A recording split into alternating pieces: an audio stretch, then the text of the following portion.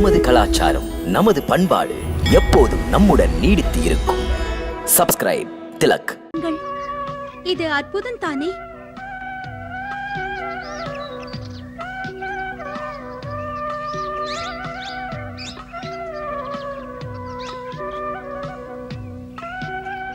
இந்த விசித்திரமான் அதிசயம் தானே? எத்தனை அழகானது! மானை இதுவரை பொன் வண்ணத்திலே பார்த்ததே இல்லை. ஆம், உண்மைதான்.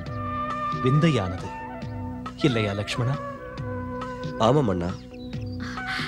சுவாமி, அந்த மானை பிடித்து தருகிறீர்களா? அது அந்த மான் எத்தனை அழகு! பிடித்து தருகிறேன். அது உனக்கு எதற்கு? எடுத்துச் செல்வேன் அயோத்திக்கு. அரண்மனையில் வளர்ப்பேன் ஆசையாக. காலில் பொற்சலங்கை கட்டுவேன். என் அன்பு மான் அங்கும் இங்கும் ஓட என் மாமியார்கள் மகிழ்வார்கள். இதை வனவாசத்தின் ஞாபகமூட்டும் பரிசாக மைத்துனர் வரதனுக்கு அளிப்பேன். செல்லுங்கள், அதை பிடித்து தாருங்கள். லக்ஷ்மணா, அன்புமிக்க உன் அண்ணி மான் வேண்டும் என்கிறார். உண்மையில் அது மிக்க அழகானது. அதன் ரூபம் யாரையும் ரசிக்க வைக்கிறது. மன்னியுங்கள், இந்த மானை அண்ணி கேட்பது ஆபத்துக்கு வித்திடுவது. முரண்பட்ட மானிது, முழுதும் நம்ப முடியாது. இது படைப்புக்கு மாறானது. இது மான் அல்ல, மாயமான். இது சில மாறுபட்ட படைப்பும் உண்டு லக்ஷ்மணா. மனிதனுக்கு நம்பிக்கை இருக்க வேண்டும். உருவத்தின் மாறுபாடுகளை அதனால் ரசிக்கவும் முடியும். ஞானி விஞ்ஞானியுமே சத்தியத்தை சரியாக அறிந்ததில்லை. காலங்கள் சத்தியம் எதுவென்று உணர்த்தும். பொன்மான் உண்டா? இது படைப்பில் முரண்தானே? படைப்பில் முரணானது எதுவும் இல்லை லக்ஷ்மணா. பரத்வாஜ முனிவர் ஆசிரமத்தில் மைந்தர்களின் ரூபத்தில் தங்க உடலோடு பலரை பார்த்தோம் இல்லையா? அதைப் போல எண்ணற்ற கோடி ரூபமாக ஜீவன்கள் உண்டு.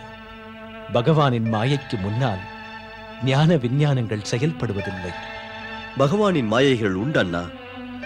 பகவானின் மாயை அல்ல, இது ராட்சச மாயையாகப்படுகிறது. எண்ணி பாருங்கள். ஒருமுறை தண்டக வனத்தில் ராட்சசி ஒருத்தி இப்படித்தான் வந்தாள். ஓஹோ, இப்படி இருவரும் சர்ச்சை செய்து கொண்டிருங்கள். அந்த மான் ஓடிவிட போகிறது. அந்த மானை எனக்கு பிடித்து தரக்கூடாதா? லக்ஷ்மணா, கேட்காத சீதை மீண்டும் மீண்டும் கேட்கிறாள். பிடித்து வருகிறேன்.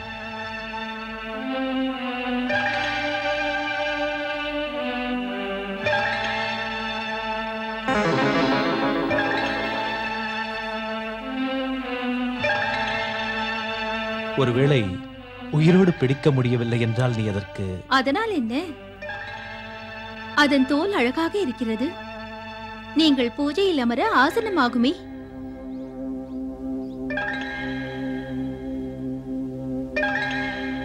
மன்னியுங்கள், மிகவும் குழம்புகிறேன். இது ராட்சச மாயையோ என்று. அதுவாகவே இருந்தால் அதை கவனிக்க வேண்டியதும் அவசியம். லக்ஷ்மணா, மிகவும் கவனமாக இங்கேயே சீதைக்கு காவலாக இருக்க வேண்டும். பிரச்சனைகள் ஏதும் எழக்கூடும். மானை பிடித்து வருவதற்காக அந்த மானை பின்தொடர்ந்து செல்கிறேன். உயிரோடோ அல்லது கொன்றோ கொண்டு வருவேன். நீ கவனமாக இரு லக்ஷ்மணா. வனமெங்கும் ராட்சசர்கள் பதுங்கி இருக்கிறார்கள். ஆகையால் எந்த ஒரு நிர்பந்தத்திலும் சீதையை தனியாக விடாதே. ஆணைப்படியே அண்ணா.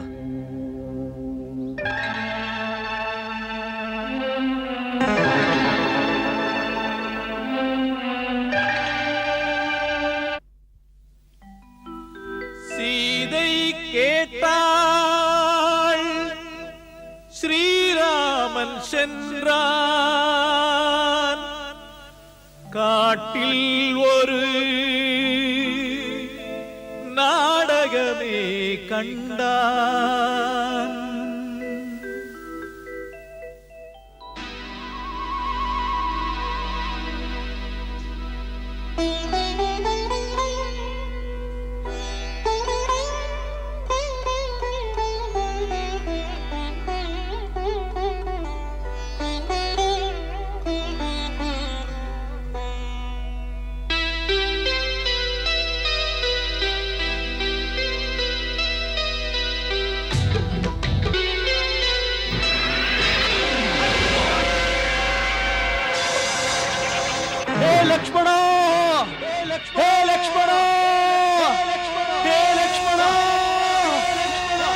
சீதே சீதே சீதே சீதே சீதே லக்ஷ்மணா லக்ஷ்மணா லக்ஷ்மணா நீ கேட்டாயா?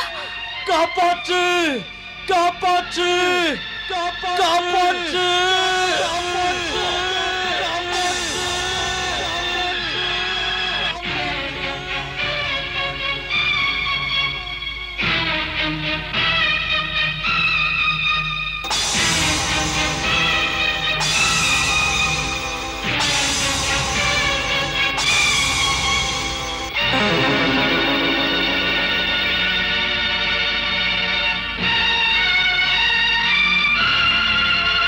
உன் அண்ணன் லக்ஷ்மணா லக்ஷ்மணா என்று கூப்பிடுகிறார். ஏதோ ஆபத்தில் இருக்கிறார் போல் தோன்றுகிறது. இல்லை என்றால் கூப்பிட மாட்டார். யாரோ பயங்கர ராட்சசன் தான் அங்கு வந்திருக்கிறான். லக்ஷ்மணா, உனக்கு அது காதல் விழவில்லையா? விழாமல் என்ன அண்ணி? பிறகு ஏன் இப்படி நிற்கிறாய்? செல், உடனே செல், காப்பாற்று அவரை. லக்ஷ்மணா, என்ன உனக்கு? அசையாமல் நிற்கிறாய். அசையவே மாட்டேன். உங்களை இங்கே காப்பதற்கு நிற்கிறேன். மன்னியுங்கள். ராமண்ணாவை தேவ அசுர நாகர்கள் யாரும் எதுவுமே செய்ய முடியாது. அது அண்ணன் போட்ட குரல் அல்ல, பொய்யான குரல். தாம் அச்சத்தினால் குழம்பாதீர்கள், கலங்காதீர்கள். என் புருஷன் பிரச்சனையில் இருக்கிறார், அதனால் தான் கூப்பிடுகிறார். இப்படி அலட்சியமாக நிற்கிறதோ? லக்ஷ்மணா, யாருக்கோ வந்து எழுப்பு போல காப்பாற்ற செல்லாது நிற்கிறாயே. பயமாய் இருக்கிறதா அண்ணனை காப்பாற்ற போவதற்கு? மதனி, தம்பி உள்ளான் படை கஞ்சான் என்று சொல்வார்கள். தம்பி இங்கே இப்படி நிற்கிறதோ? அண்ணன் ஆபத்தில் இருக்கிறார் என்று நன்கு தெரிந்து விட்டது. ஆனாலும் போகாமல் இங்கே. லக்ஷ்மணா, ஏன் எதற்கு நிற்கிறாய்? மாதா, மாதா, தாம் தப்பாக நினைக்காதீர்கள். ஆபத்து இங்கே இருக்கிறது மாதா. லக்ஷ்மணா, நீயா இப்படி பேசுகிறாய்? அன்போடு உன்னை தன் பிள்ளையை போல பாசம் காட்டினார். ஞாபகம் இல்லாமல் இப்படி பேசுகிறாயே. கற்பனை செய்து கூட பார்க்க முடியவில்லை நீ இப்படி இருப்பாய் என்று. இதுதானா தம்பி நீ கடமையாற்றுவது? மாதா, எனக்கு ஒரே கடமைதான். என் பிரபு ஸ்ரீராமனின் கட்டளைப்படி நடந்து கொள்வது. அவர் சொற்படித்தான் அம்மா உங்களை காக்க இங்கு உள்ளே. அதுதான் இப்போது சிக்கல் மிக்க சூழ்நிலையில் நான் விட்டுச் செல்ல தயங்குகிறேன். பேதை சீத்தை, யாரை போய் கேட்கிறதே இந்த காட்டில்?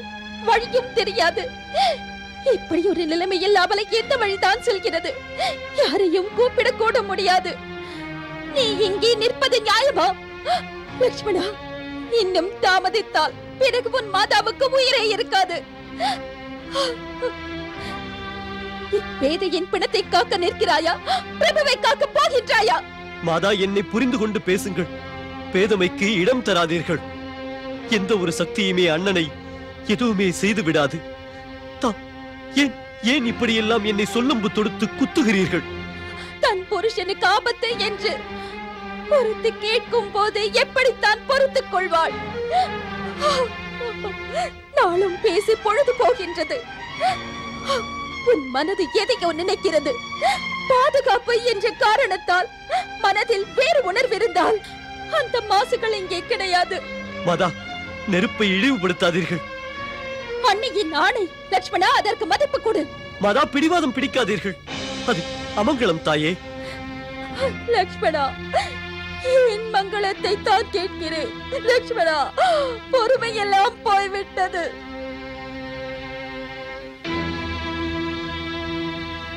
சரி, நீ போவதற்கில்லை.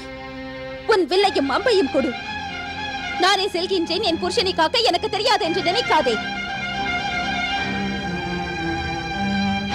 கொடு.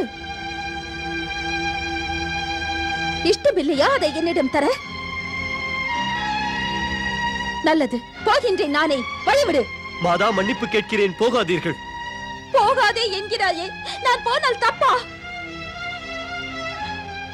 சரி மாதா, அம்மாவின் ஆணையை மதித்து நடக்க இன்று முதன் முறையாக லக்ஷ்மணனின் பிரபு ஸ்ரீராமனின் ஆணையை ஒதுக்கித் தள்ளுகிறேன். தாம் ஆசிரமத்தில் இருங்கள்.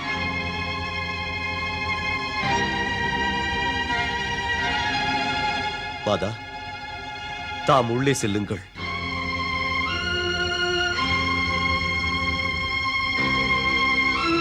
மன்னியுங்கள். பாசத்தம்பியே,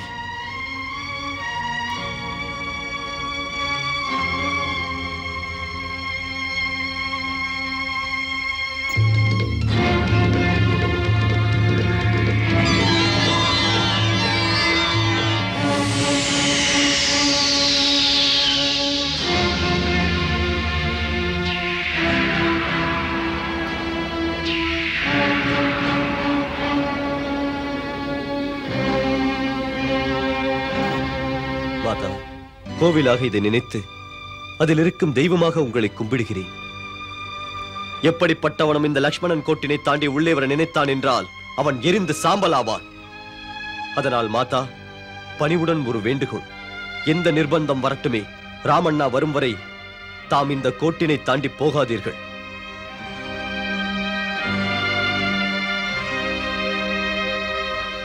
ஏ வனம் வாழ் தேவதைகளே, அன்புள்ள பிராணிகளே, மாதா சீதாவை காப்பீர்கள் நீங்கள் என்ற நம்பிக்கையுடன் செல்கிறேன். அண்ணி, நான் வருகிறேன்.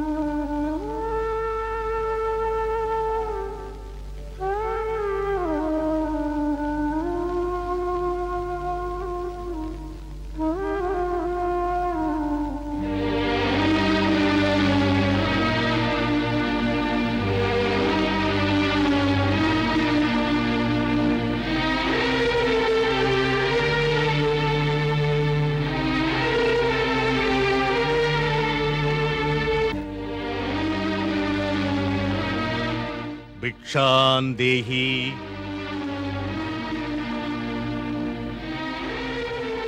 भिक्षान्देहि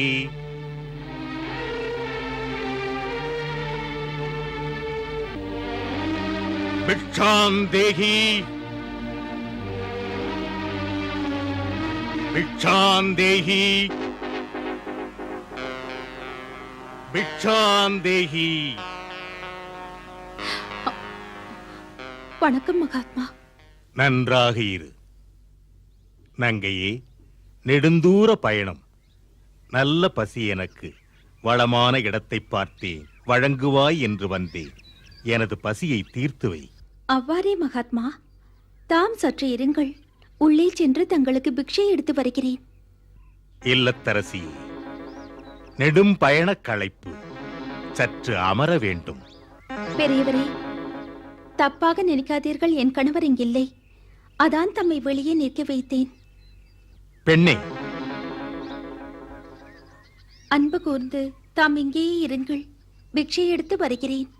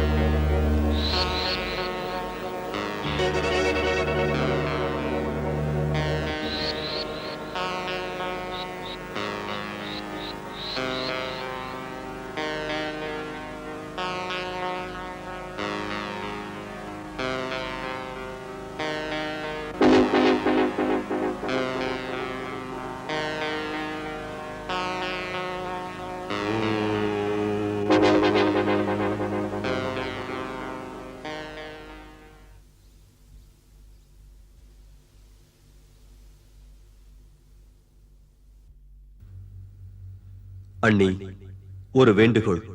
ராமண்ணா திரும்பி வரும் வரை நான் இட்ட காவல் கோட்டை தாண்ட வேண்டாம்.